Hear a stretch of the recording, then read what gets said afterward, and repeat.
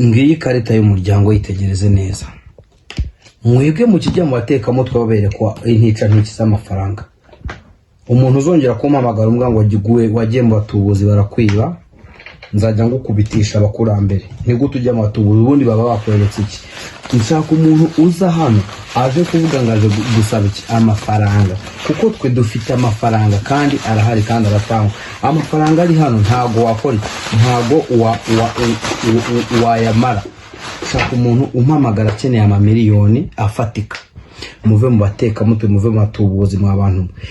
Ahangaha amafaranga shaka uzusaba amafaranga uzinjiramo ukaryamamo ukiyorosa uzutunga ubutunzi. Shaka umuntu utaje kumwanga nkeneye miliyoni 5. Twebwe hano ntago dutanga miliyoni 5 cyangwa 10. Dutanga amafaranga ahindurira umuntu ubuzima nkuko uri kuyabona ahari, nkuko uri kubona ibiki. Niyo mafaranga dutanga ahangaha ahindura ubuzima bw'abantu winjiramo ukaburiramo.